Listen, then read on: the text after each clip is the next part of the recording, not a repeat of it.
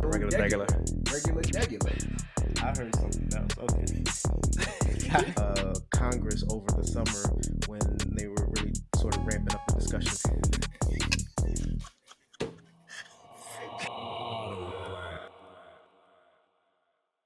What's going on, beautiful people? Welcome back to another episode of Autoblack.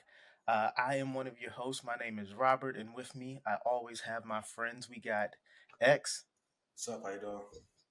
we got Perla, Good morning. we have Whitney, Hi. and we have the very bright and vibrant Jamar. What it do? Popping collars on people. For those of you who don't know, Auto Black is a discussion-based podcast hosted by 5 Black architects. Where we get on here, we talk about everything from culture to politics to design, and we do it through a unapologetically Black perspective that is filtered through the lens of architecture. And we get on this virtual stoop and we just chit chat it up. So if this is your first time joining us, welcome. If you've been with us before and you're back again, welcome back. Welcome to the discussion. What's going on, everybody? How y'all doing? So I got a confession. So last time we talked about DEI, right? So somebody went to Target and I made a mistake and I bought some things from Target. The issue is that because I bought things from Target, I was like, okay, because I bought from Target, I'm going to take the bags that they usually charge 5 cents for, right? I was like, that's my protest. I'm not gonna pay the 5 cents that I normally pay. And so I get to the checkout, I get to the register, I pay my stuff, and I'm like, all right, I'm gonna take this bag. Guess what happened? They don't even charge for the bag. So basically, I couldn't protest at all. I didn't protest. I didn't steal. Like, I paid for everything, and there was no 5 cent checkout. Thank you, Annapolis. Yikes. I'm blaming Annapolis for me doing that. Oh, and the original reason why I went to Target was actually to see how many Black people were in Target. I was that dude. Oh, so you went for research purposes, I but did. then end up leaving being a customer. You went to Nice. Annapolis? Shut up. Look, shut up. Wow. Look, I know Annapolis, Maryland is not the place to see if there's a quota or whatever in Target. But yes, I did that. I got something from a Keurig and I needed some bleach. And then it just spiraled after that. Yeah. Jamar, you're embarrassing. Yeah. Take my black card. Take it. It's fine. It's fine. The boycott's over. We won anyway. It's all good. I also have a confession. I'm not going to be the pot calling the kettle black here because I still go to Starbucks. But what I will do, I will write shame on you on this cup while I drink my tea. Okay? All right? I'm acknowledging the issues is at hand, but I need this. Okay? Thank you. Who else want to confess? This is the confessional time. Come on, let's confess. I needed venti today. Today was a venti day. But no, I'm a woman of my word. Okay. Shame. While the rest of us here are holding strong, avoiding, resisting at all costs, you two just. First of all, I know you got something on Amazon this week. You know you did. It's all good.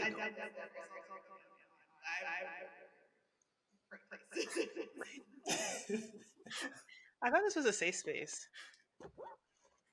I'm broke. I ain't getting nothing. That's what kept me strong from protesting. I ain't getting nothing. I'm broke. Hey, I before we jump in though, I do have a question. I have a question for my fellas.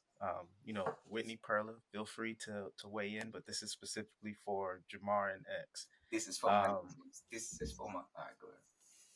So I had read somewhere that bell bottoms were kind of coming back into style. You know, one of those things where it gets retro and then it starts to resurface. And then at the Super Bowl, Kendrick pretty much gave the green light for bell bottoms to become like fully in style. YouTube, y'all would y'all rock it? Nah. Y'all do the male bell bottoms, the bell bottom for men, just like Kendrick did. Look, I'm gonna say this because I was the biggest hater on skinny jeans. Granted, I never wore skinny jeans, but when they transitioned from baggy to skinny, I was like, what y'all wearing girl pants for? Like, what's going on? Next thing you know, I got slim fits. All right. So everybody, y'all said, oh, we not gonna be rocking bell bottoms, but I bet you if your girl be like, them bell bottoms are good. You like, they do though. So yeah, I'll give them a train. Not right You now. know what? I mean, I kind of felt like you would be the one that be wearing the bell bottoms. You'd be right up in Primark getting you a pair. nah. I mean, the trend right now isn't it like really baggy, like baggy at the point where it's like back to the '90s, early 2000s. That's a fashion trend right now for men's pants. So I don't Bagging think I without would. a sag, right? Yeah, without the set. Yeah, I don't think I'm going back to trends and stuff. Fitted, that's the best way. But you're in the presence of a G right now. So I'm saying the Hawaiian shirts are coming back strong. All right. It's not You don't Hawaii. gotta be on the beach to be in Hawaii. That's not Hawaii. You can be in Baltimore. Baltimore. Yeah, yeah, that's an interesting shirt. What about you, Perla Whitney? What do y'all think about men wearing bell bottoms now? I'm all for it. They just, I mean, we're pants on top of it, so really, just get back to roots. Yeah, I'm indifferent. I don't have any strong opinions. If you guys look good, fine. It is what it is. I think we should add a crop top too. Yikes. Nah, now you're taking it too far. Yeah, Yeah, I ain't got no shame. I will show off my body. because listen now, men's be letting their stomach hang over their belt line and stuff. You got to look It's right for a self crop love. top. Hey, so I'm actually looking forward to today's discussion. And it's one is because there's a lot of historical depth that's a part of this discussion, but also there's a lot of individual personal perspective that's unique to each of us, but also there's a shared collective identity. And it's kind of interesting how we sort of landed on this topic. It was right after our DEI conversation, and we were just debriefing from the conversation and just sort of reflecting on it. And naturally, as architects, we start discussing about activism and organizing and community, and we then started to consider the spatial relationship of Black activism, and specifically that of the Black church and its role in culture, its role in the liberation of Black Americans from enslavement to Jim Crow to civil rights, and even sort of the Black Lives Matter movement. Um, and so that's kind of where we're going to actually pick up today. We're going to talk about those spatial relationships, these Black spaces that have become sort of essential in cultivating culture, community, and also spearheading, Black liberation. And so before we do that, though, I do want to, if you bear with me, I do want to set sort of a foundation that will underpin our discussion, certainly for our listeners, but also for us. So just bear with me for like 45, 90 seconds. So as we know, Jamestown, Virginia, 1619, that's when the first ship of enslaved Africans arrived in Port Comfort, which, fun fact, is now known as Fort Monroe in Hampton, Virginia. But that's the beginning date of what would be 246 years of chattel slavery in America by way of the Middle Passage. And we all know that European nations at that time that was involved in the transatlantic slave trip were Christian nations. And some had even questioned whether or not the population should be evangelized. And obviously, this is problematic because there was a fear that enslaved Africans would equate freedom of their souls with freedom of their bodies. And then, right around this time, two really significant events started to sort of collide at the same time in the mid to late 1700s. The first of which being America's struggle and eventual fight for its own freedom as a sovereign nation, and the second being the First Great Awakening and the rise of activist evangelism and the call for a spiritual revival, which caused the gospel to spread in a very significant way. And it all became about the saving of souls and even African souls. So you have enslaved Africans that are one, two generations removed from their original land, in the midst of a spiritual revival so great that even the dominant culture believed that the good news of the gospel was for everyone, even African slaves. And so it was that you have the enslaved Black Africans not only contemplating what an eternal freedom and salvation look like through Christ, but also an earthly freedom that could also respond to their current enslaved reality. And so you have these Africans who had been stripped of their culture, their identity, their traditions, have now been reconnected with a more formalized religion that would shape their theology, that would build their identity, but also work to organize their thought and their community and how to respond to their oppression.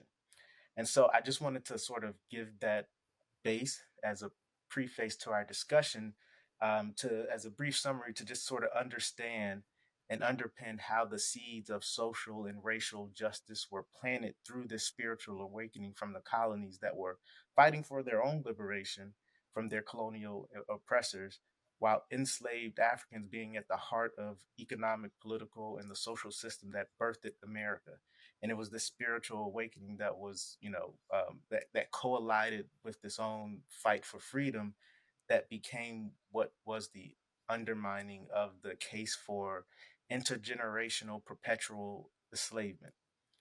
So that's sort of like the base of our discussion. But before we dive deeper into that, I do want to sort of take a few steps back and actually let have us to discuss our own sort of personal experience with we can call these historic Black spaces that served as anchors of political, social, cultural pillars in the Black community. And I even think for the purpose of our discussion, we can talk about some of those adjacent spaces that are similar, such as the barbershop or the salon, and like basically just as a jumping point into this conversation, what are some of y'all's initial memories or interactions with some of these spaces, whether it be how you understood yourself, your identity, your culture, or even how you understood the profession we would all go into practice architecture. So I'll jump in. But first of all, that was longer than your 45 seconds that you said. It's okay though. We'll give you a pass on that. But it's funny. So I grew up in a church that was actually founded by formerly enslaved people in Hampton, Virginia, as you had mentioned. We're not too far away from Emancipation Oak, which is where on the campus of Hampton University, where basically free former slaves were read the Emancipation Proclamation. But yeah, so my church has been around since I think 1865, since its founding. It was built, brick by brick by Black folks. It's a predominantly Black church, and it's been. I think the current building has been around since 1905 or something like that, because the first version of it burned down. But like it's funny because I remember sitting in church because it has like the traditional glass stained ceiling. It has a steeple. Our glass stained windows has a steeple. I would always look up, and it did. I would say it necessarily directly inspired me to do architecture, but it made me question a lot of things because it was such a grand space. It made me think about like how's this building standing? Like how is there no walls in here, but its big cavernous space is able to stand on its own. But personally, my church has been pretty great of a place. It was a community center for a lot of things. Like it's where Black History Month we would actively talk about things that you probably wouldn't hear much about in school. And my pastor, while I was there, he would always bring politicians in. So it wasn't just the church; it was literally the center of the community where we would talk about politics. We would talk about obviously the gospel, um, but we just talk about so many things, and your friends and your family kind of revolved around that. Granted, I wasn't a church person every single day. I was not in church every day. I only went Sundays. That's about it. All right. I wasn't in there Wednesdays on Bible study, but it was a like a focal point for much of my life growing up. While you were in there in the moment, did you understand or connect your identity certainly, obviously, as Christian one, but also like your black identity. Did you connect it to that space, and was there a I guess a intentional cultivating of your idea of blackness within that space, within Not that really. community? Not really, because again, like Hampton's a pretty diverse city, but it's also a very black city, and so just blackness was all around me. So it wasn't just the church that shaped my views. It was literally being close to a historically black university. It was going to a high school that was like it felt like it was 95% black, but they said it was 90%. It was like 95. So like blackness came in different forms for me when growing up. It didn't come strictly just from the church. Hmm. I'm I'm curious, Perla. How does your experience differ? Because I mean, you grew up in Boston, which is not Yeah. very majority black city like Jamar. So, like, how did your relationship with these spaces and your understanding of self? Hmm. Well, for the earlier part of my life, I grew up in Mattapan, Dorchester area. And funny enough, my church isn't your typical, in terms of architectural style, it's a former synagogue, it's a former Jewish synagogue. So the interior design of it was a little different than what I would presume other churches had growing up, particularly black churches. Um, but really, the church shaped my view of or community in a way that I always wanted to hang out with my friends. That's where a majority of my friendships have blossomed and still remain to this day. Um, but in terms of my identity as being black, it was a, I'm not gonna lie, thinking back on it, I probably could see how there is an identity crisis in that because you have a group of Haitian people in a former Jewish synagogue, but we're also Christian. So there's a lot to even unpack there.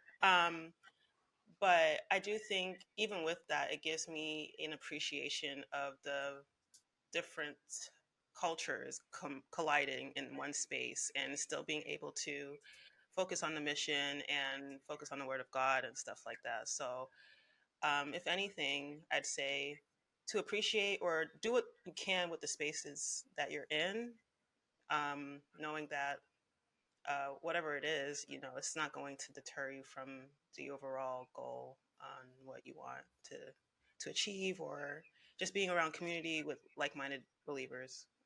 Yeah. So yeah. Oh, and one thing I would want to say is that when I did want to hang out with my friends, it was always outside of the church, like on the steps in front of the church. So it kind of like the church's stoop. So I mean, the parents weren't happy about it, but we would congregate we would congregate at church, but mostly outside of that church. Yeah, what's interesting is for me growing up,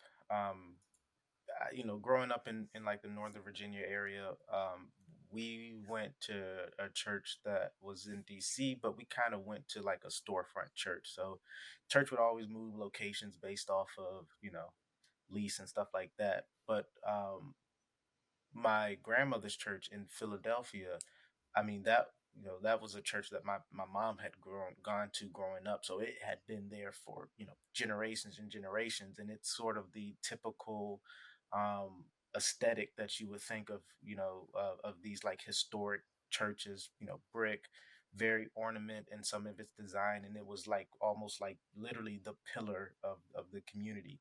And like I really started to like think about space and architecture in Philadelphia when I spent my summers with my grandparents. And which one of the funny things is that I had never really traveled to like Center City and all these other prominent neighborhoods in Philly until like my 20s. Like all my time in Philly had always been within a very small region where North Philly, where mostly black community. And so like my geographical experience was very limited. but it was always sort of anchored on sort of these common spaces, and the church was one of that.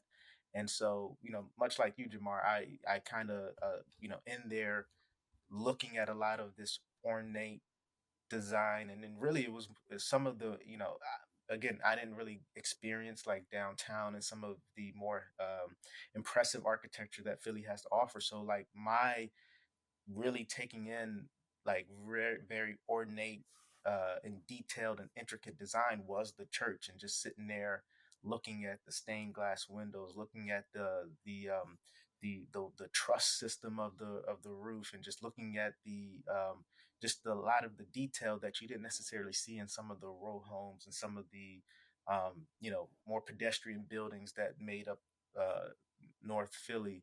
And so like that was probably one of the first places where I really started to think about design, and, and like appreciate it, but then also think about it, maybe not exclusively at the time, but also start to understand and unpack like blackness within that. I think it's interesting that you guys attended churches that were more ornate and detailed, because my experience was different, because we attended my local Baptist church where my family has attended for forever. But it's very rural. Like it's not even within the town proper. Like you have to drive to it about 10 or 15 minutes in the middle of the country. And so it's a very simple Baptist church. Like there were stained glass windows, but there wasn't an ornateness about the space. So we went every Sunday. My dad was a Sunday school teacher, deacon as well. So it's like we were there every Sunday. Um, and I feel like my experience, like thinking of it as architecture, I never saw it as such, because it never really had that impact on me. It was more so like what the space itself provided. And I feel like it couldn't really operate as a community center of sorts because of its location, because it wasn't near anyone. So like when we went there, the purpose and intention was for praise and worship, whether we invited other churches or it was just ours or a funeral. It was literally just that. But same experience as for like hanging out with friends. Like we'd always hang out afterwards, after the service, like playing outside. Usually the weather was fine. It was funny. It's like most of the adults as well would also congregate outside afterwards, where they wouldn't stay inside the building itself. So we spent an extensive amount of time at church, from like the beginning of Sunday school till like 1 or 2 o'clock, just because that was a place where everyone kind of, I guess, decompress for the week and catch up with each other. Especially since we didn't really have that space like in town, for instance, unless you went to someone's house. But I would say, like, as far as the church itself and my identity, I think it definitely shaped my identity as a woman, specifically because there are things that are said that are continued from generations past that make me feel lesser so, or as if something's wrong with you, or what's between your legs, because you're told to constantly close your legs and to make sure, like, you look prim and proper, you don't get yourself dirty while the boys are outside playing football or tag or doing whatever they please, quite honestly. So I think it definitely shaped my perception of being a woman and what that kind of status is seen as. But I wouldn't say that my parents necessarily reinforced that. It was more so like the church community as a whole. And I don't blame them for that, because that's definitely rooted in our history. Just even the fact of dressing up to go to church to present your best is the same for when you go to town. You always present your best when you go to town, rather than looking a specific way. So yeah, it definitely shaped my perception of woman, but I wouldn't say it's necessarily as a black person. Well, so where you grew up, it wasn't necessarily majority black, right? It was about half black, half white at the time. So was there, by a lot of us, when going to church, it's there isn't, at least when I grew up, there wasn't a lot of interracial mixing at churches. White folks went to their church, Hispanic folks went to their church, and black folks went to their church. And so, was there a sort of universal collective of like understanding your black identity and like being around black folks of different socioeconomic classes and positions in life sort of coming together, and like was there a like a reinforcement of culture? To some extent, I would say yes. But now that you like mentioned the economic status, I think I have to backtrack on Black identity because it did shape my understanding of colorism for sure, especially in the South. Now that I think about it, because there was a social status based on colorism. So like my sister and I are more fair skinned, so we would get more attention from the older members in church, like candy and presents and being told that we're pretty and we're smart, Mm. while our friends and cousins and family who aren't necessarily high yellow or come from uh, parent training where like they speak and have quote unquote manners weren't deemed in the same light. And even just because of that older generation. So like this was when I was younger, and they probably be like their 80s then, so they definitely be like 100 years old at this point. So if you think back 100 years, just like where they would have been, they definitely had some sort of I don't want to say clicks, but kind of like groupings based off of who was more high yellow and who wasn't, who comes from this family and who doesn't, who are farmers versus who got an education. So it it exists. And I guess it shaped my awareness of where I stood in the world and how to use that to benefit everyone rather than just myself. Because that's something that my sister and I recognized very early on, and it's not something that we appreciated at all. Yeah, I think the interesting thing, and I think we kind of talked about this during our DEI discussion, is that there's this idea of whether or not integration was really beneficial. Obviously, we know for the oppressive reason why it was beneficial, but then when we talk about the loss of like community, um, and black community, was it beneficial in that way? And so, and here's where I'm going with this. You have um, you have now black people being able to freely move about space, live where they want, being able to freely move and not be sort of contained to the specific black part of town. So there is this distribution of blackness into other spaces, and so um, the black, quote unquote, the black part of town now becomes more homogenous in terms of class, in terms of socioeconomic status. And then there's these anchors that black people who were able to afford the ability to relocate and to move into nicer neighborhoods, etc. They still, there's these institutions still become like a mecca where no matter how far you've went from where your origin is, you're coming back, and you're coming back to these spaces where you're able to intermix with black people from multiple socioeconomic classes. I think the church has been one. I think the barbershop is one of them.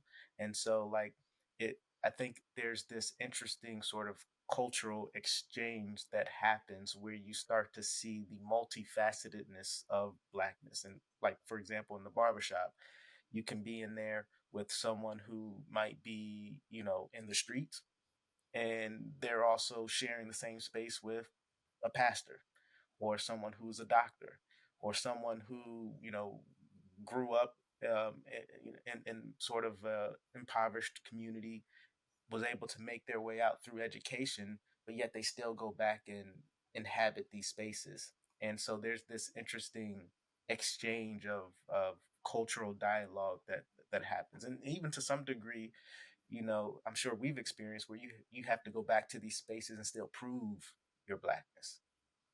So it's funny. Growing up, I went to a couple of different barbershops growing up. So one barbershop was a more urban barbershop where people talk shop, right? They talked about everything: basketball, music, everything, right? Culture, all that stuff. But then once I started going to church, my mom, she was like, "Yeah, we don't want you going to that part of town or whatever." So it was actually a Christian barbershop. I don't know if y'all ever been to a Christian barbershop, but it's literally a barbershop ran by a pastor. He always had a Bluetooth in his ear. I don't know who he was talking to, but I'm like, bro, are you gonna cut my hair? You gonna talk to me? Like, what are you doing? Like, you talking to somebody else? Are you paying attention to my neck? Like, is this line up straight? But anyway, that was an interesting experience because it's funny.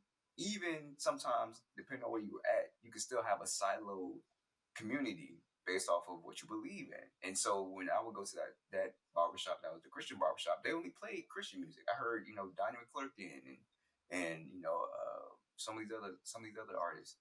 Can't think of right now because it's been a while since I listened to gospel. But yeah, like it was just an interesting experience comparing it to going to the more urban barbershop where they were playing like the radio station because radio was big back then. People, you had a guy who come in there selling DVDs, right? It was just like a different culture. Which is interesting. Like we all grew up in very different geographical locations, so we all have and through our own experience, we've all built up our own confident identity of self and how our blackness fits into that. But yet we still have these shared experiences that are that are um, homogenous through geographic location and time and stuff like that. And so to me, I think that's something that's always interesting, how we're able to retain this. And it's always these traditions that are anchored to specific spaces, like your experience of DVDs being sold in the barbershop. I'm sure we can all relate. And so to me, I always find that fascinating how these particular spaces um, cultivate that. I feel like because it was very similar at the shop. We went to the same way like my whole life growing up until we got older. But same thing, like someone would come in and sell DVDs or burn CDs. Like we'd always watch Oprah. Like Oprah was on. I remember the day Oprah did the last episode, and everyone in the beauty shop was just like, "Oh my gosh, like this is the end of an era." But it's funny to me that I feel like we can see our identities as blackness at the beauty shop and barber shop.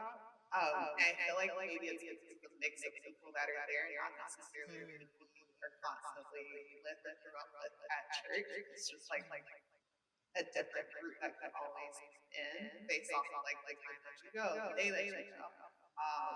If the beautician can even get to you during your time slot.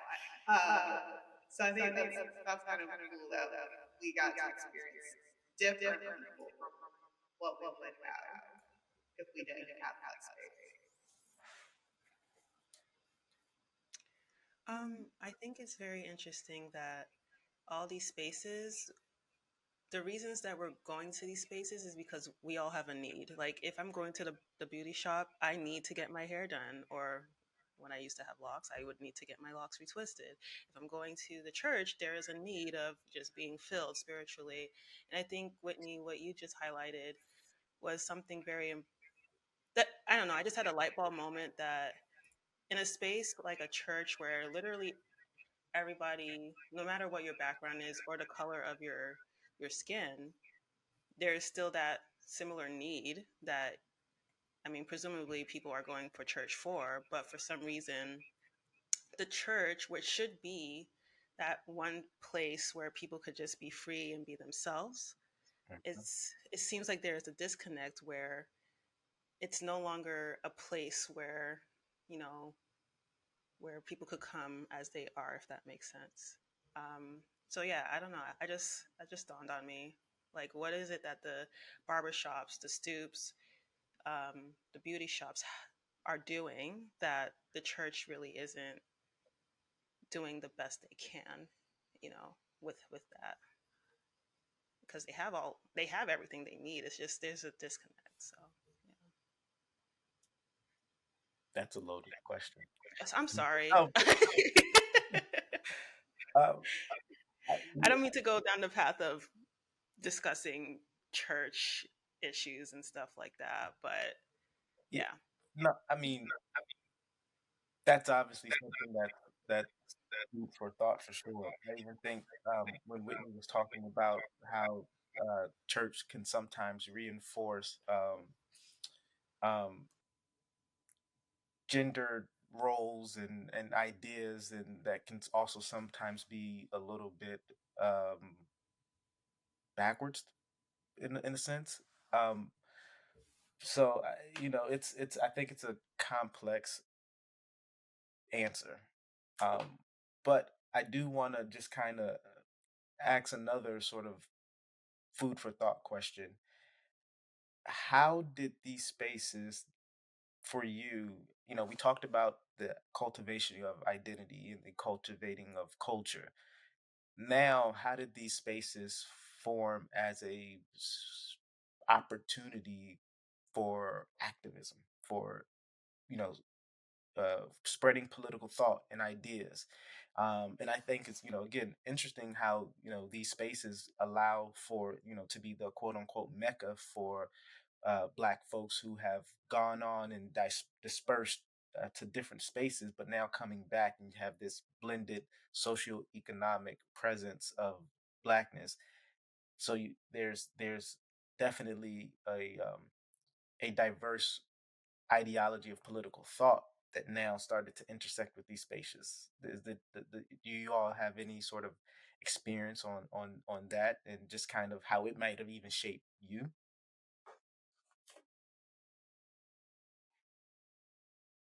So I would say the way my parents used church and Sunday school was to help teach the community there. So my mom was a nurse. My dad did a lot of different things. But what they took under their belt was teaching us Black history and making sure that they did that throughout the year at the church. But also, my mom served as kind of like the community nurse. So she would come in and teach people about their health. She would go to their homes if they needed additional assistance or had questions. They could always call her. So I feel like in that way, they kind of chose to do their activism through community engagement and using the tools and knowledge that they had and shared it with others.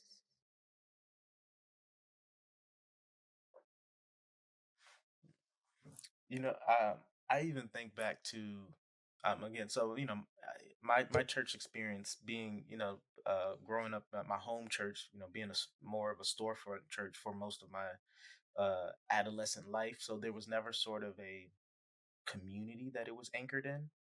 Um, but sort of when I had moved to Baltimore, and I had found a barbershop that was a couple blocks away from where I lived.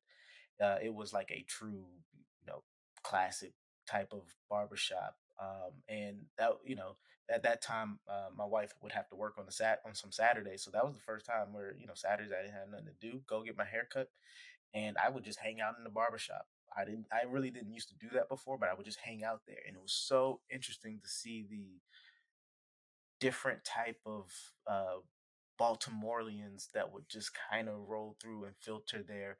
And what I really started to sort of understand is that these Black people in Baltimore, they know their politics. They understand what's going on in the city. They are hyper aware of a lot of the policies and what some of the decision making and even the perception of shows like The Wire and all of that perception and political moving and ideology. Like they understood how it affected them, and like it was always filtered into the conversation somehow. You go from debating between LeBron and MJ as the goat to then talking about like you know specific policies that allow for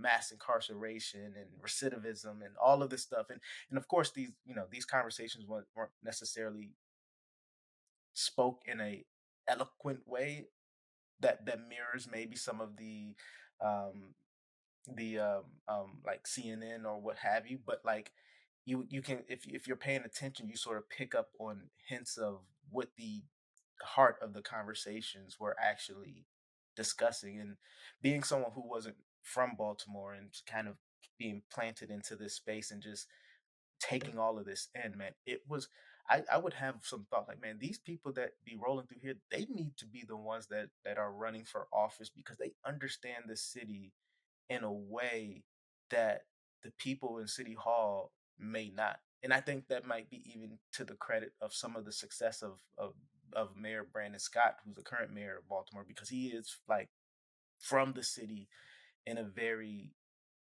particular way.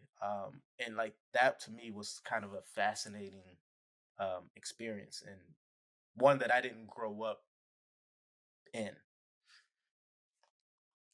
So my church, so my church, Rocky Mute, sorry. So my church really wanted to like really anchor itself in the community, and actually that's one thing I appreciate about my pastor growing up is that he was really big on supporting the community. So like I said earlier, he would bring in politicians, like local politicians who were running for mayor. They would come in and stop by the church, but he also ended up buying a former grocery store behind the church. And that's actually when I saw my first like real life architectural model. It might be my second time, but he basically had hired some students from Hampton University, some architecture students, to create a model to show like what the new expansion of our church would look like. So, and in my head, I wanted a basketball court. Like, hey, if you want to have community, you gotta have a basketball court. All right, there's no such thing as community without a basketball court, but we didn't get it. But basically, he wanted to buy the rest of the strip mall that was behind our church so that he can have a basically an incubator that would make sure that rents would stay low for some of the local businesses and all that stuff. This was also around 2008, so the housing crisis in the market, just that whole financial crisis happened back then. But it was just like a very interesting take because I saw somebody who was really being about the community. And so that's where I saw the activism was through his good work. He would bring in people who had wrote books that he played basketball with because apparently he was so good he should have went to the NBA. He was a big dude. He was like 6'4", whatever, but apparently he's supposed to be that good. But he would bring people in from the local community at almost every other Sunday. Like it was a really community centered church, and I really appreciated that.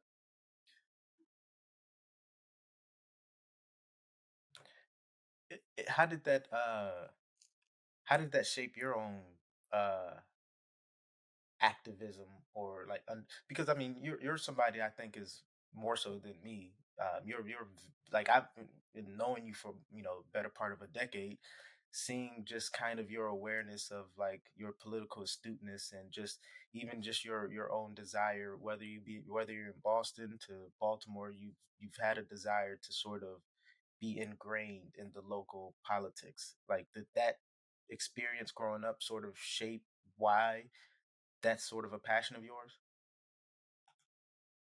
Honestly, I don't know where that came from. It could have obviously had some impact on my life, but I know my parents are big on voting, and so that kind of sparked me. Just the community that I've been around, they've always been big on voting, and especially when you turn 18. So whenever I went to go vote the first time, we had a family friend who ran the polls, the election polls, and he would always yell out, "Hey, it's the first time voter," and so I didn't want to be a first time voter because he would yell out for everybody to know that, hey, it's the first time voter, all that stuff. But yeah, I think it's a combination of things. But obviously, the church did have an impact on it. I wouldn't say it was the driving factor, but yeah, my family's really big on making sure that your voice is heard.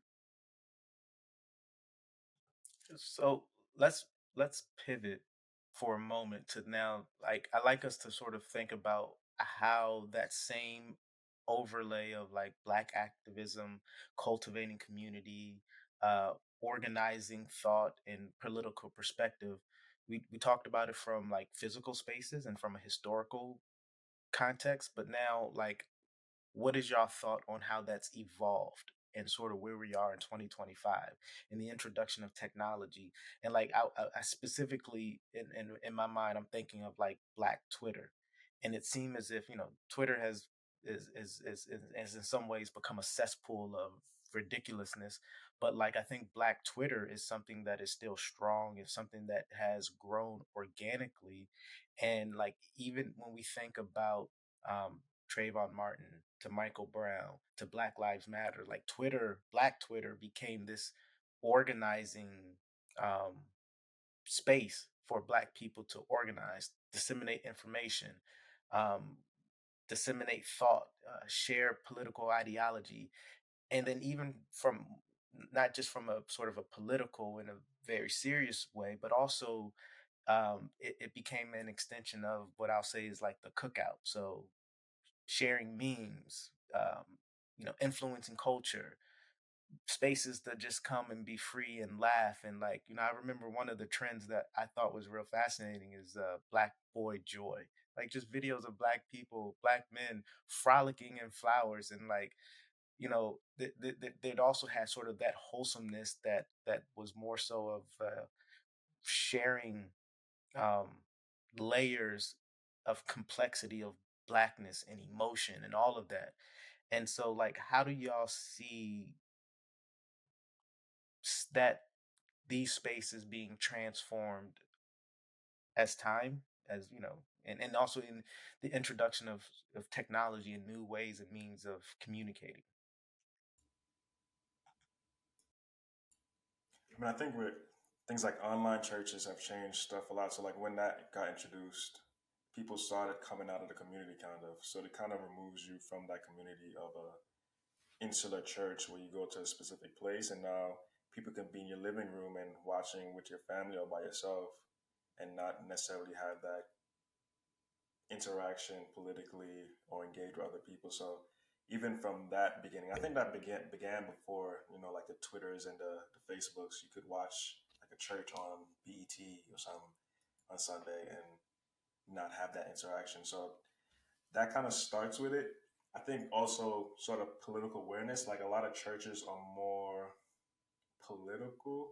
So like you see like during the political seasons, um, certain politicians go into churches just to get an endorsement. So I think that also has an aspect to it. So like depending on where the politics of the church may lean, people may get swayed to join in or leave that church.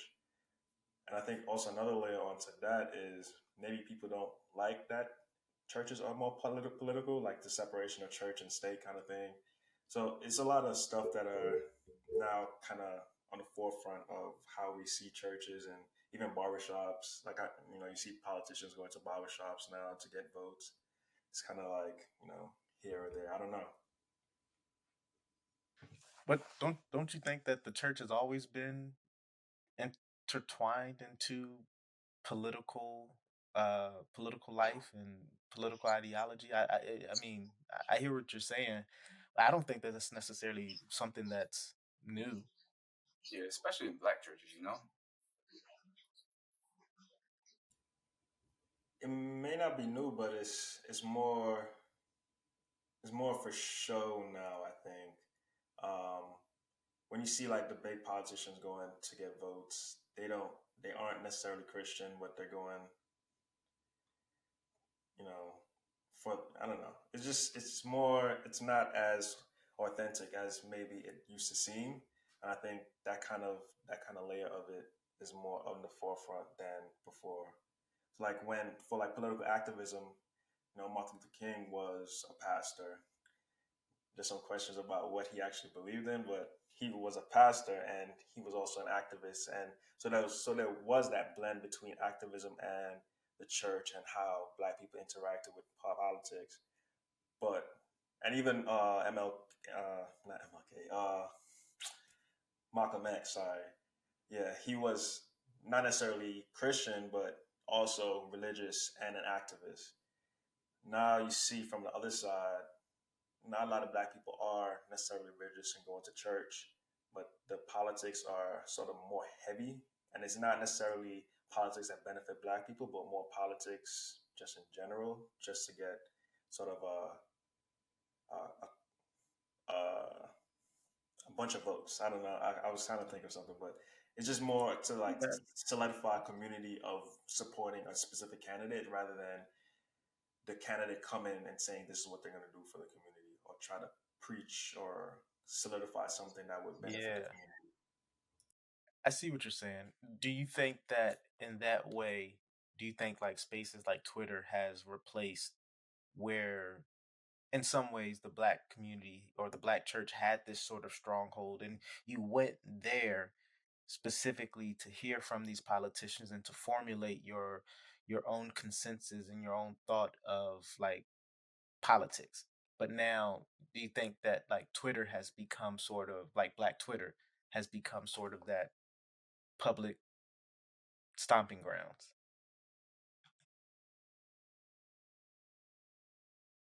I don't think so because again, Twitter is pretty public, so it's not really a space where you can have certain conversations on there, or X or Which, whatever it is.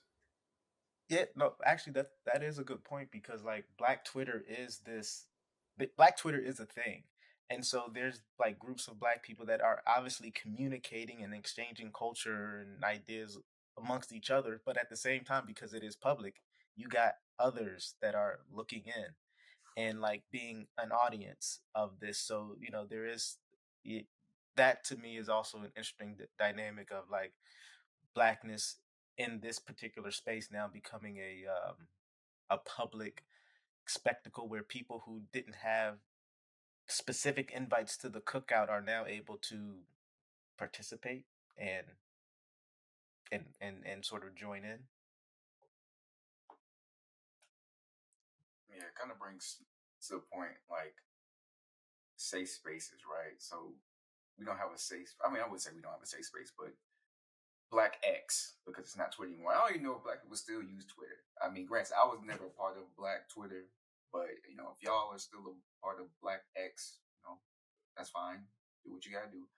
But yeah, like the idea of safe spaces, I think that's one thing that was really great about the barbershop, the salons, the basketball courts, right? They're just a different way that you can move about these spaces. Whereas now, like if you're going on online, you don't have that safe space anymore because now it's open for everybody to comment on. Unless you limit your audience or whatever. But then you have a silo group if you're just limiting your audience too as well. Um, so I think the internet and the rise of social media has definitely shaped how we see things, and I think maybe that's why we are a little bit more political, just because we see different discourses than probably when we were in our own little silo communities, in safe spaces. So and like just the comment section. I mean, how many times have you gotten triggered by just reading the comments of something? And so even if you have something So that's I speaking, also go to the comment section for a good time, for a good laugh. I do, and then I'm like, y'all be pissing me off. I ain't gonna lie. So the comment section on YouTube better be peaceful, or else I'm coming for everybody. I know everybody IP address, but yeah. So like, I don't know. The idea of safe spaces now in this new world where you can actively respond, and even if you don't comment, somebody can now take your video and now repost that with their own commentary over what you said, and basically dictate and try to maybe spin with some of the words you're saying. So I don't know. We're in this interesting technological age where the internet is really shaping our social spaces. I would say that's why the spaces we're discussing are important though to maintain because they are in a sense our black spaces. They are, and I don't really want to say safe space because you interacted with people who had completely different opinions and values than you, like just because they were the same color than me, they didn't have a differing opinion. And I think that's what we're missing now is that ability to hear and speak and converse with people who are different from us or have a differing opinion. Because like now you're to the comment section and you see it and like you get upset about it, but you can't really have that dialogue with someone through typing, which is a part of I think where miscommunication lies. And so I would say, like, yes, they were safe spaces in a sense, but they were really acting as like cultural third spaces.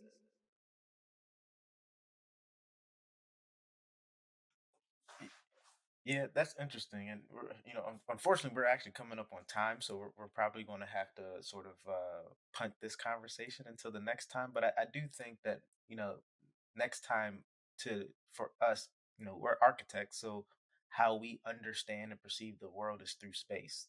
That's what makes us architects, right? So I think it would be interesting for us to be able to have this same discussion, but to overlay that concept of space and like what it means to be able to manipulate space, what it means to be able to control space, what it means to be able to formulate space for the creation of safety, but also the dissemination and the distribution of like a collective identity. And, we can take that from the church to the front porch to the stoop to the barbershop. Like, I think all of that has a very real spatial impact on us and how we interact with our community. So until next time, we'll have to jump into that. But thank y'all for the conversation. I think this has been a dope one. Definitely a very good and necessary conversation, especially as we think about the future of our community and the future of our spaces. So thank y'all for being with us, and we'll catch you on the next one. Peace.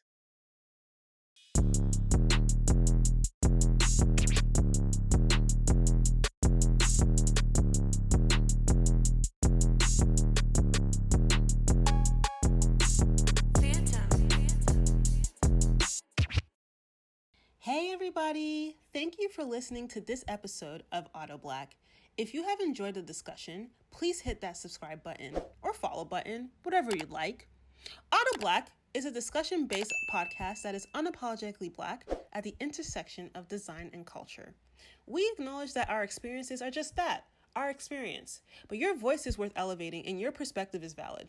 So please join the conversation and connect with us on Instagram at autoblack_podcast or email us your thoughts, comments, and even future topics you'd like us to discuss on the stoop at autoblackpodcast@gmail.com.